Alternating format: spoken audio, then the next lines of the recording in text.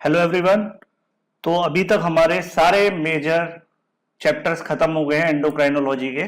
अब ये लास्ट के 2 पॉइंट बचे हुए हैं, लोकल हार्मोन्स और endocrine function of other organs. ये छोटे मोटे हार्मोन होते हैं, लोकलाइज होते हैं।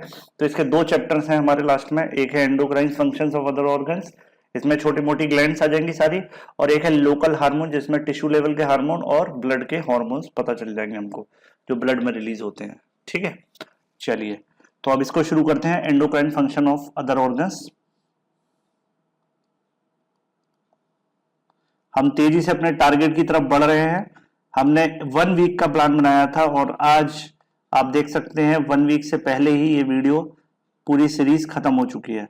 अगर आपने बिल्कुल रिलीजियसली इसको फॉलो किया है, एक एक दिन आपने पूरी पूरी वीडियो देखी है, तो आपको भी टॉपिक की एक बेटर समझ आ चुकी होगी कि किस तरीके से इसमें क्या क्या पढ़ना होता है। तो देखिए, endocrine function of other organ में कौन कौन सी ग्लैंड आ जाती है। आपकी पाइनियल ग्लैंड आ जाती है, थाइमस आ जाती है, किडनी है और हार्ट है। ये 4 मेनली ऑर्गन्स हैं जहां पर और छोटे मोटे हार्मोन्स रिलीज होते हैं। और इनमें हम क्या डिस्कस कर लेंगे। पाइनियल ग्लैंड में एज यूजुअल सिचुएशन और उसका स्ट्रक्चर और उसका फंक्शन, फिर थाइमस का सिचुएशन और उसका फंक्शन, सिचुएशन मतलब लोकेशन। किडनी में erythropoietin, thrombopoietin, renin, 1,2,5 dihydroxy cholecalciferol, prostaglandins. और हार्ट में 3 होते हैं, atrial natriuretic peptide, brain natriuretic peptide and C type natriuretic peptide. तो ये सारे हमको समझने हैं। चलिए अब शुरू करते हैं हम पाइनियल ग्लैंड से। तो पाइनियल ग्लैंड या पिनियल ग्लैंड्स क्या है, सबसे पहले समझते हैं इसका सिचुएशन एंड स्ट्रक्चर। तो पिनियल ग्लैंड और एपिफाइसिस, ठीक है, पिनियल ग्लैंड और एपिफाइसिस, ठीक है, is located in the diencephalon area of the brain.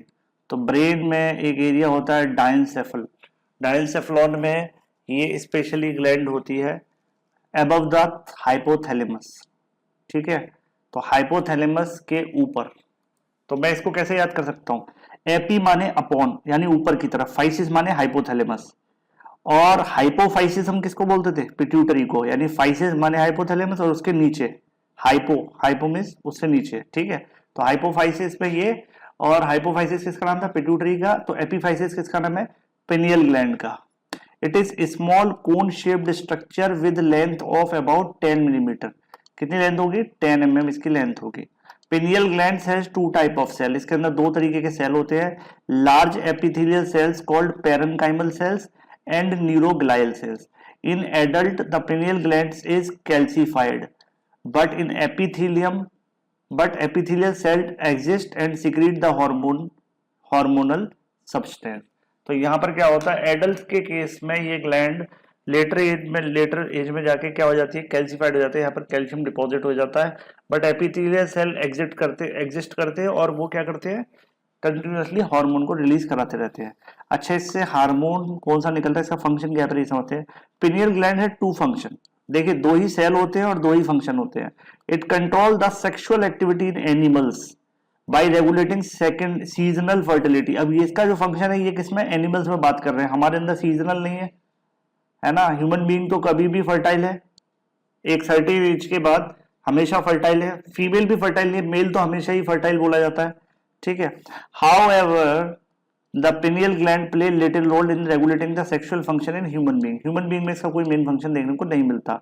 It secretes a hormone substance called melatonin. क्या रिलीज करता है ये, मेलाटोनिन। तो इसका मेन हार्मोन कौन सा है, मेलाटोनिन, ठीक है।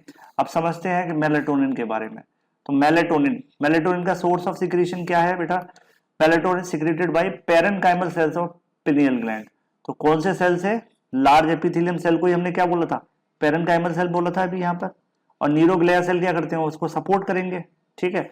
तो ये पेरेन्काइमल सेल जो है क्या, कैसे सेल हैं, एपिथेलियल सेल है ये क्या सिक्रीट करते हैं, मेलाटोनिन। मेलाटोनिन की केमिस्ट्री की बात करें तो मेलाटोनिन इज इंडोल, है ना, indole N acetyl 5 methoxy tryptamine. इसके बाद इसके एक्शन की बात करें मेलाटोनिन का, तो ये काम कैसे करता है, तो melatonin acts mainly on gonads. its action differ from species to species. In some animals it stimulates the gonads while in other it inhibits the gonads. In humans it inhibit the onset of puberty by inhibiting the gonads. तो sexual activity पे तो ये असर डालता है, लेकिन कुछ animal में तो स्टिमुलेटरी इफेक्ट है, कुछ में इनहिबिटरी है। ह्यूमन के केस में देखें तो इसका कैसा इफेक्ट है गोनेड्स पे, इनहिबिटरी इफेक्ट है, ये याद रखिए, ठीक है। इसीलिए ये ऑनसेट ऑफ प्यूबर्टी को डिले करता है, यानी इंसान को मैच्योर होने से रोकता है, ठीक है। डायअर्नल वेरिएशन इन मेलाटोनिन सीक्रेशन। डायअर्नल क्या होता है, मतलब सुबह शाम की जो साइकिल होती है पूरे एक दिन की, उसको डायअर्नल वेरिएशन बोलते हैं। तो उसमें क्या करता है, melatonin secretion is more in darkness, अंधेरे में ये ज्यादा रिलीज होता है then day light. In animals the secretion of melatonin vary according to the activities of different period of the day, that is called circadian rhythm. और इसी को दिन,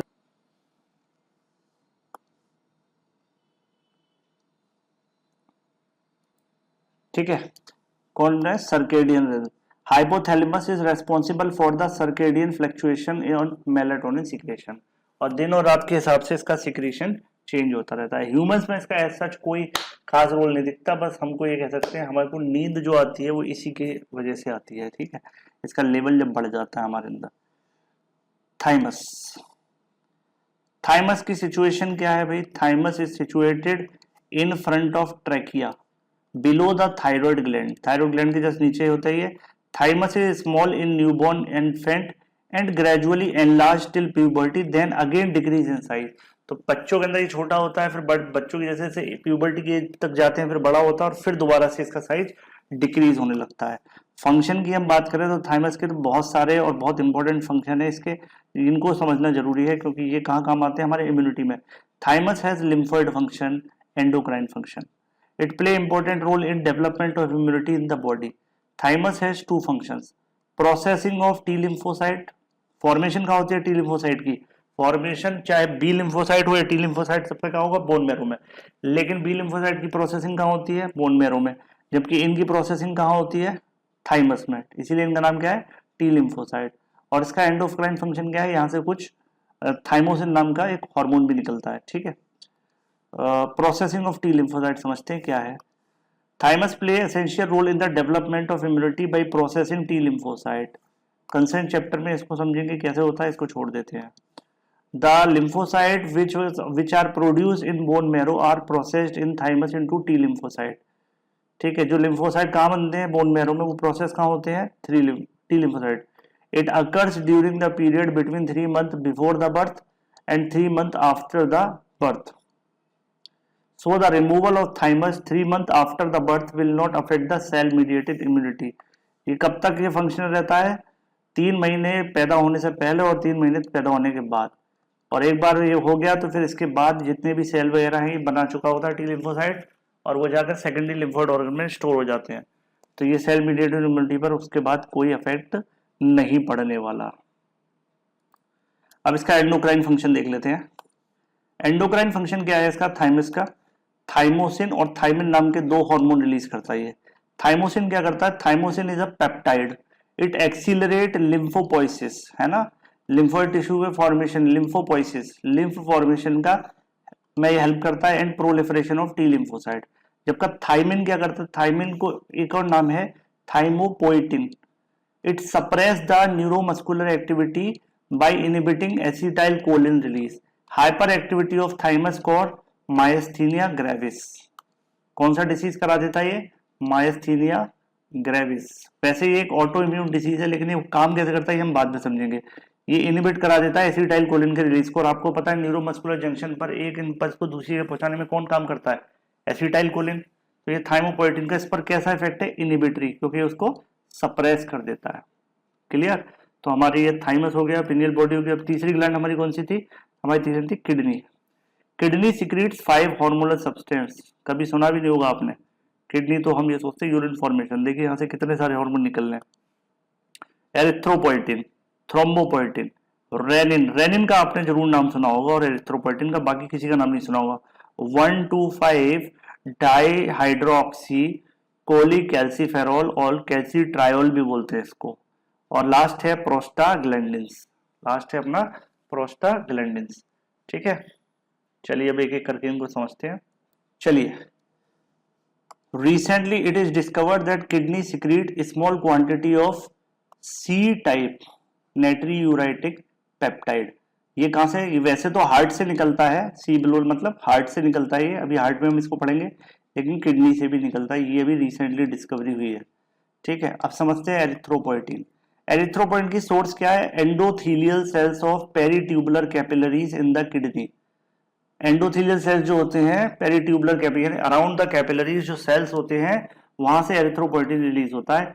the stimulant for it secretion is hypoxia. ये देखिए सबसे important point, blood में जब oxygen की कमी हो जाएगी तो हाइपोक्सिया की कंडीशन में ये रिलीज होने लगेगा। Erythropoietin is a glycoprotein 165 amino acid, ये इसके केमिकल नेचर हो गई। अब एक्शन एरिथ्रोपोइटिन का क्या है? Erythropoietin stimulate the bone marrow and cause erythropoiesis. और ये एरिथ्रोपोइटिन बोन मैरो को क्या करेगा? स्टिमुलेट करा, भाई आरबीसी बना जल्दी, और आरबीसी बना, एरिथ्रोपोइसिस है ना, ब्लड सेल फॉर्मेशन, क्योंकि इसकी कमी हो रही है, हाइपोक्सिया हो रहा है, तो नंबर ऑफ सेल बढ़ेंगे तो ज्यादा ऑक्सीजन के मॉलिक्यूल को ट्रेवल करा सकेंगे वो। ठीक है, नेक्स्ट इज थ्रोम्बोपोइटिन। इसकी सोर्स क्या है सिक्रीशन? ये भी एक ग्लाइकोप्रोटीन है secreted by kidney and liver. तो देखिए किडनी के साथ साथ थ्रोम्बोपोइटिन कहां से रिलीज होता है? लिवर से भी। एक्शन क्या है इसका? Action of thrombopoietin, thrombopoietin stimulate production of platelet. तो देखिए एरिथ्रोपोइटिन एरिथ्रोसाइट के प्रोडक्शन को बढ़ाता है और ये प्लेटलेट्स के प्रोडक्शन को बढ़ाता है। क्लियर? चलिए, रेनिन। तो रेनिन का सोर्स ऑफ सिक्रीशन क्या है? Granular sales. एरिथ्रोपोइटिन कहां से था? Endothelial cells of peritubular capillaries. ये कहां से है? Granular cell of juxtaglomerular apparatus of the kidney. अब आपको इसके लिए नेफ्रॉन के स्ट्रक्चर याद होने चाहिए किडनी के, क्योंकि और भी डिटेल आपको कब समझ में आएगी, जब तक आप नेफ्रॉन का स्ट्रक्चर नहीं समझेंगे, कलेक्टिंग डक्ट क्या होता है, डीसीटी क्या होता है, ग्रैन्युलर सेल कहाँ होते हैं, एंडोथीलियल सेल कहाँ होते हैं, तब तक ये चीज थोड़ा सा आपको टफ लग रही होंगी। ठीक है, जब हम किडनी वाला फिजियोलॉजी पढ़ेंगे तब मैं उसको और एक्सप्लेन करूंगा। Action of renin. Renin is released into the blood. It acts on specific plasma protein that is called alpha-2 globulin. It is also called angiotensinogen or renin substrate. Renin convert angiotensinogen into angiotensin 1, which is converted into angiotensin 2 by converting enzyme. ठीक है, ACE जो कहां से निकलता है? Lungs से। ठीक है, तो ये जो चीज है ये आपको कहाँ मिलेगी? किडनी वाले टॉपिक मिलेगी। अभी के लिए सिर्फ इतना याद कर लीजिए कि रेनिन का क्या है?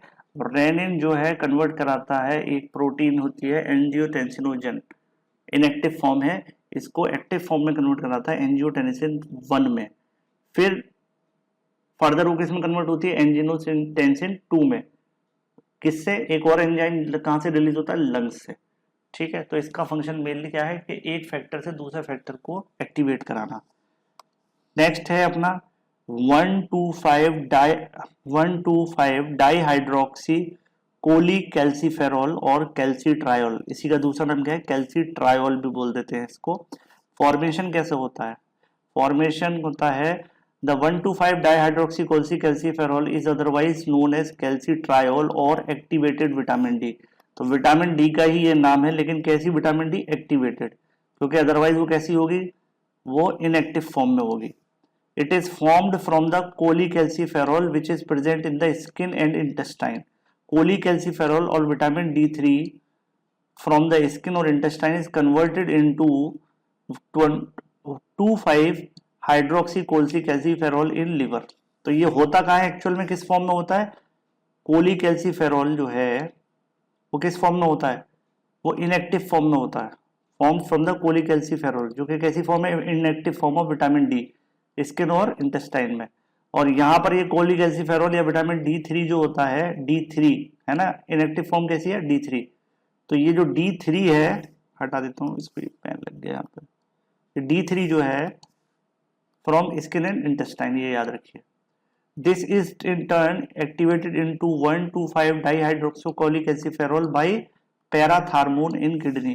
और देखिए यहाँ पर पैराथायरॉयड का जो हार्मोन है ना, पैराथार्मोन, वो इसको कन्वर्ट करता है 1,2,5 से 2,5 से 1,2,5 है ना।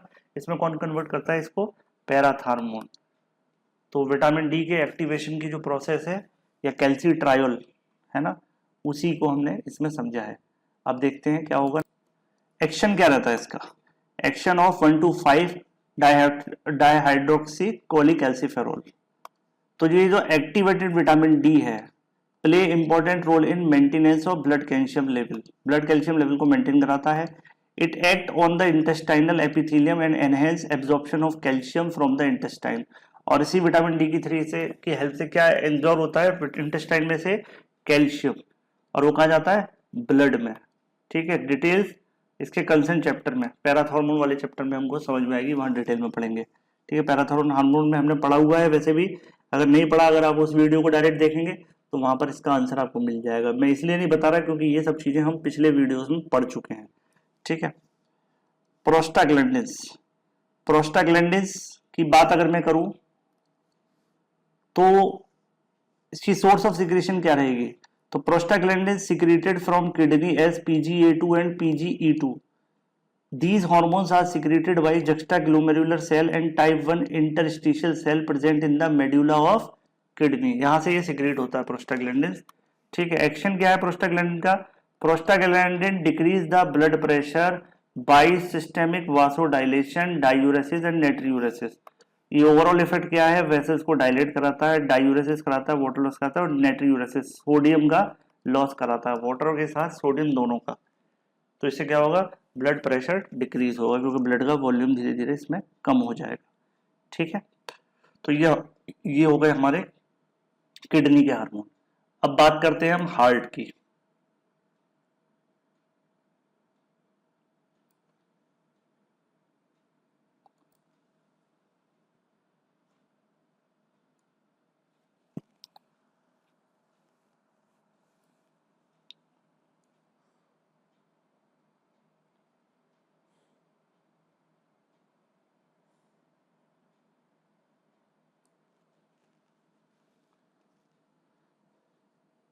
नंबर 2,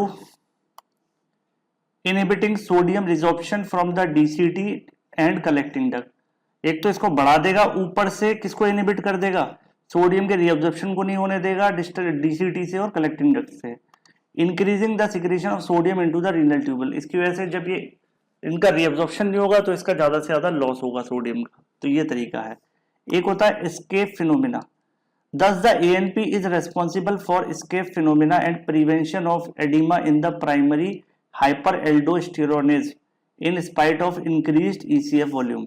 तो इसके किसकी तरह काम करता है? escape phenomena। escape phenomena ये बच निकलता है। क्यों बच निकलता है? क्योंकि ये बॉडी में एडिमा को प्रिवेंट करता है। किस कंडीशन में? Primary hyper aldosteronism. एल्डोस्टेरोन में क्या होता है ये आपको मैंने पिछले वीडियो में बताया था। उसका क्या इफेक्ट है हमारे एक्स्ट्रा सेल्यूलर वॉल्यूम पर? तो ये उसको क्या करेगा? ये एडिमा को नहीं होने देगा, इसकी बजाय क्या इंक्रीज करा देगा? एक्स्ट्रा सेल्यूलर फ्लूइड का वॉल्यूम को। हेलो। और ये फाइनली इसको प्रिवेंट करेगा। हालांकि ECF वॉल्यूम बढ़ा हुआ है उसके बावजूद ये बॉडी में एडिमा को नहीं आने देगा। ठीक है, लोकलाइज स्वेलिंग मतलब oedema. Effect on ANP on blood pressure. ANP का ब्लड प्रेशर पे कैसे रहेगा? ANP decrease the blood pressure by किस किस तरीके से? Vasodilation by relaxing the smooth muscle fibre mainly arterial और venule, inhibiting the renin secretion from juxtaglomerular apparatus, inhibiting the vasoconstriction effect of angiotensinogen 2 और inhibiting the vasoconstriction effect of catecholamines. तो देखिए 3 inhibitory effect 3 जगहों पर करता है ये, rennin पर, एंजियोटेंसिन 2 पर और कैटिकोलेमाइन्स पर। समझ में आ गया?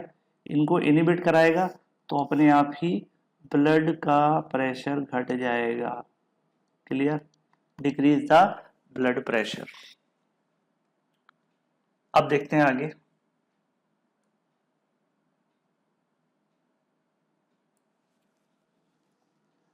ब्रेन नाइट्रियूरेटिक पेप्टाइड, ये क्या है? BNP। BNP is also called B-type natriuretic peptide. It is a polypeptide with 32 amino acids. It is secreted by cardiac muscles. It is also secreted in some part of brain. The stimulant for its secretion is not known. इसके stimulation क्यों होगा इसके बारे में नहीं पता, लेकिन ANP का तो हमको पता है। ANP तो जब भी एट्रिया पर ओवर स्ट्रेचिंग होगी, ब्लड का वॉल्यूम बढ़ेगा, तो एट्रिया में अगर एट्रिया के वॉल पर अगर स्ट्रेचिंग होगी वहां की मसल्स पर, तो वो सिक्रेट होने लगेगा। ये क्यों सिक्रेट होगा ये नहीं पता। ठीक है, BNP has same action as ANP। जो भी हमने अभी ANP के एक्शंस पढ़े हैं वो सारे एक्शन होते हैं। On the brain it's action is not known. ना तो ये पता कि कहाँ से रिलीज होता है, ना ये पता कि इसका उस पर फंक्शन क्या है। क्लिनिकल इंपॉर्टेंस क्या है फिर इसकी? The measurement of plasma level of BNP और BNP टेस्ट के थ्रू कराते हैं उसको। Becoming important diagnostic tool for heart disease. Heart disease में हम इसको एज अ डायग्नोस्टिक टेस्ट की तरह यूज कर सकते हैं इसको, है ना। Normally, blood contains very small amount of BNP. However, in condition like heart failure, BNP level is increased in the blood. लेकिन ऐसा देखा गया है कि जब भी हार्ट फेलियर वगैरह की कंडीशन होती है, हार्ट का कोई डिसीज होता है, तो BNP का लेवल ब्लड पे बढ़ जाता है। ठीक है। लास्ट है सी टाइप नाइट्रियूरेटिक पेप्टाइड।